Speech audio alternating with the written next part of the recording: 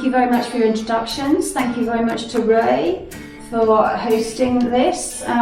He's said that he's happy to take questions throughout the session, so use the hand emoji, probably, as we may not see you otherwise, which is the reactions box on the bottom line. So Ray, over to you. Thank you very much for this.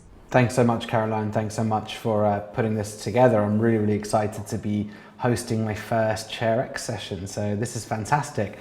Just to confirm what you said, I would love this to be a really open, flowing conversation. I think that's how we all learn from each other. So really, if anyone does want to jump in at any point, ask any questions, challenge anything, feel free to do that, because I know that's how these sessions work the best as well. Let me start with just talking a bit about the title, actually, the DNA of a technology entrepreneur. I think it's a really, really interesting title because in many ways it's assumptive that there is a DNA of a technology entrepreneur. Just for full disclosure, I do not come from VC, I do not come from banking, I never studied economics, I grew up broke.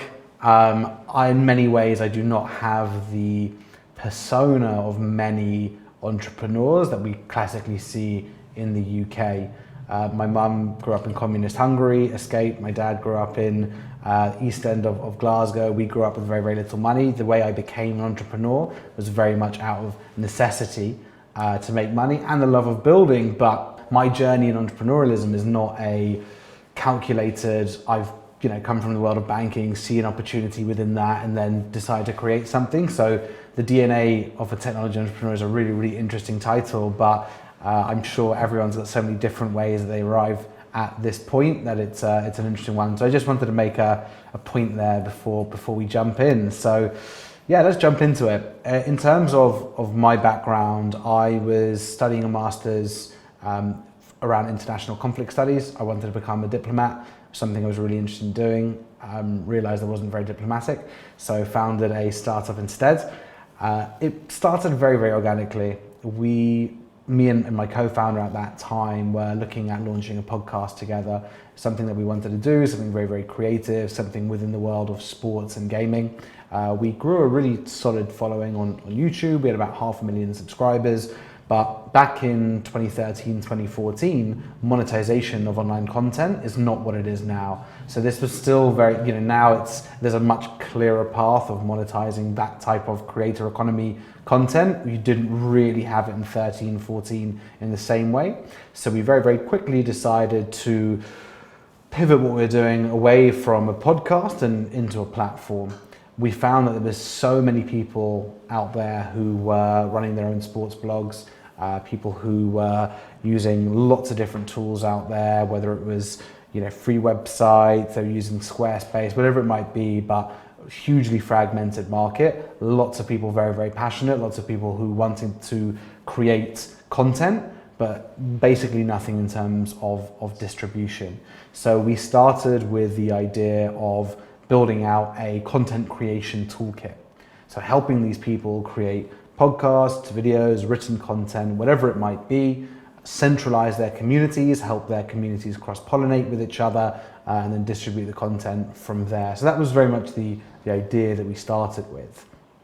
In terms of building out the initial team, one of the hardest and first lessons you learn, I think, whilst being an entrepreneur of any sort is you can have the best plans in the world.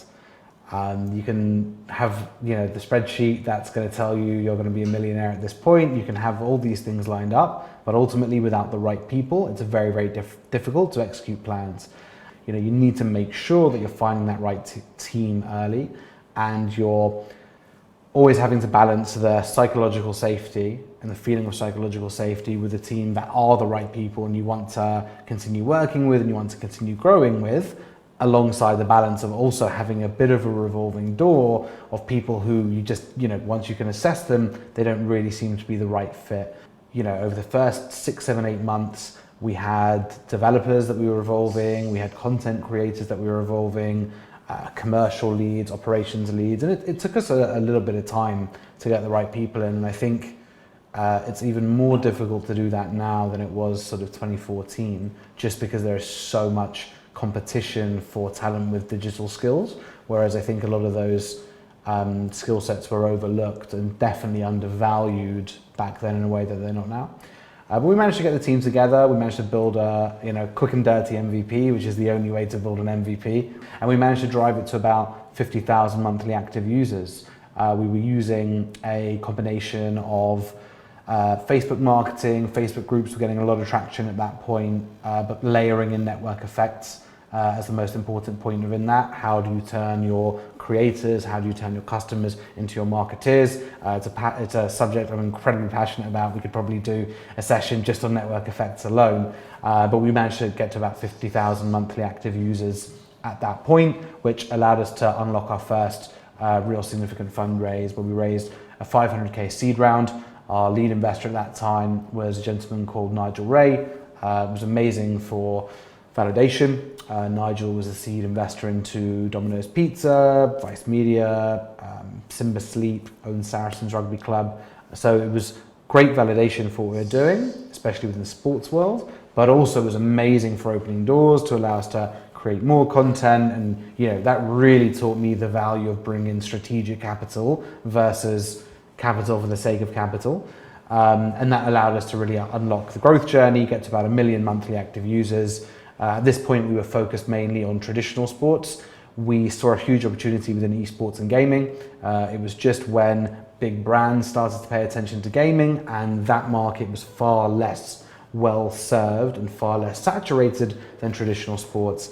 So we expanded out what we were covering and expanded out the content creation capabilities for our community to also sort of vacuum up any gaps we saw within the esports and gaming world. And that's really when we saw the business start to accelerate in that way. And we sort of jumped from about 1 million monthly active users to about 7 million monthly active users over about a 14-month period, which was just amazing to see, and really is a testament to how, if you can layer in network effects where your platform is the biggest driver and the growth loops within there are the biggest driver, rather than having to spend as much money on customer acquisition through traditional paid ad spend, for example, you can really grow exponentially in a way where you're not damaging the unit economics or subsidizing cost of acquisition in a way that you might with a direct-to-consumer proposition such as a Q-commerce platform rather than a community-based platform. It's interesting, at that time, again, this is sort of now 2016, 2017, the way that the market saw content monetization, although now it's such a no-brainer, it's like, right, this is how you monetize content and this is how it all works. Even 2016, 17, people were not as clear as everything. There was still the idea of, you're getting views, but how do you monetize it? So we suffered from that a little bit, and we were just going to raise our Series B funding round. We'd raised sort of 3-4 million at this point. We were going to go raise a more significant funding round, and I'm sure a lot of people here have come across Lad Bible. They were a huge network of content creators across Facebook, across YouTube. Facebook updated their algorithms overnight. Lad Bible's community, sort of 66% of it went immediately. Social Chain, all these companies, just huge wipe of market cap. And we decided that was the right time to then drive to acquisition. We were acquired by a gaming company called Gfinity. They are brilliant at B2B operations. They were running esports activations for some of the biggest sports rights holders in the world, including eFormula One, Premier League, but they didn't have any fan engagement, they didn't have any consumer insight, so plugged in very nicely. And that is the story of real sport. So hopefully brings you up to speed with that first one. If anyone's got any questions on that journey, we'd love to answer them now. We'll jump into a conversation about that. If not, we'll jump on to the next slide. Let's just have a brief break there to see if anybody's got any questions. My question is, and I may have missed it doing something else, how did you monetize it, Ray? Was it paid for by the fans? So we had 3 levels to the platform. We had the fan zone, which was totally free to use. That was just about getting active users and consuming their data, essentially, but we didn't monetize that layer.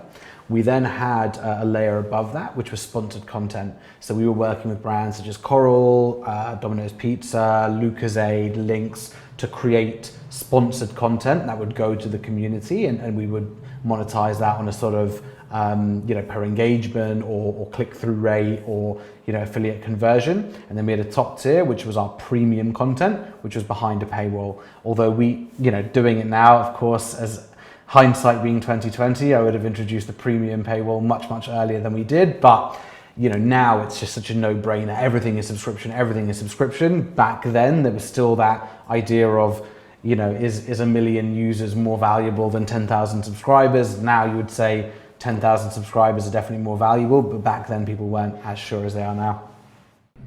And did you go for the acquisition, or did the acquisition find you? It's a really interesting question. So on that sponsored content layer, which we're working with, Lynx and Lucozade and the like, we started to work with Gfinity, and it just became very clear that their need was so high, and that they essentially wanted us to create it for their own platform. And it just didn't make sense for it to be anything less than an acquisition. So we were raising that round during the middle of that sort of Series B or post-Series A funding, with the collapse of Social Chain and Lad Bible and all those other creators. It just made sense to go into an acquisition. And the members know that you can jump in at any stage, use the emoji hand, ask Ray a question. But that's me for the moment, Ray. Let's move on. Hey!